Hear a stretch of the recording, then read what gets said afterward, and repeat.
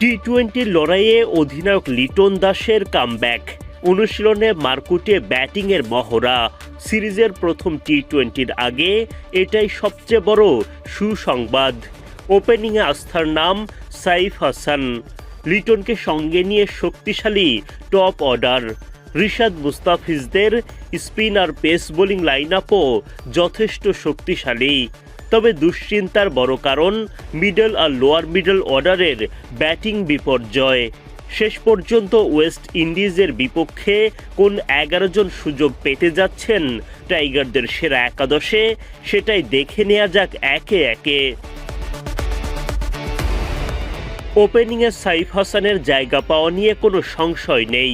Bat হাতে নিয়মিত team management ও ভক্তদের আস্থার প্রতিদান দিয়ে যাচ্ছেন তিনি। ওপেনিংয়ে সাইফের সঙ্গী হতে লড়াই চলবে দুই বাঁহাতি তানজিদ তামিম ও পারভেজ ইমনের মধ্যে।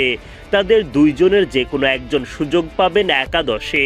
সেই প্রতিযোগিতায় তামিম খানিকটা এগিয়ে। নাম্বার 3-এর দুশ্চিন্তা কমেছে চোট কাটিয়ে অধিনায়ক লিটন দাস ফেরায়।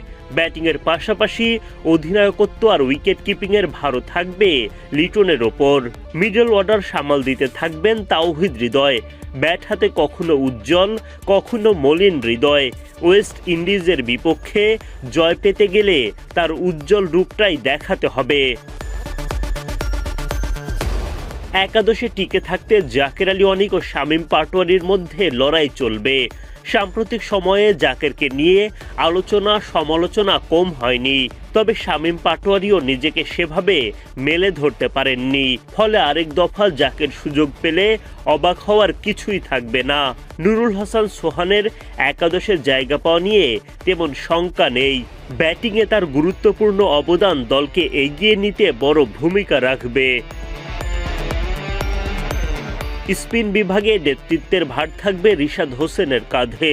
বোলিং জাদুর পাশাপাশি বড় বড় ছক্কায় রিশাদের ক্যামিও বাংলাদেশের জন্য হতে পারে বাড়তি পাওয়া।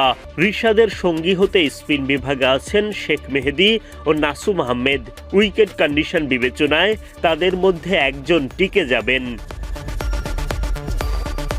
পেস ইউনিটে বরাবরের মতোই সামনে থেকে নেতৃত্ব দেবেন মুস্তাফিজুর রহমান।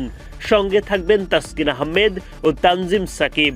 চট্টগ্রামে মারকুটে ক্যারিবিয়ান ব্যাটারদের বিপক্ষে কঠিন পরীক্ষা দিতে হবে তাদেরকে।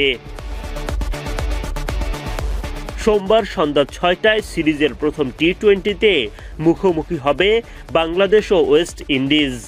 দুই দলের লক্ষ্যই থাকবে প্রথম ম্যাচটা জিতে সিরিজে এগিয়ে যাওয়া।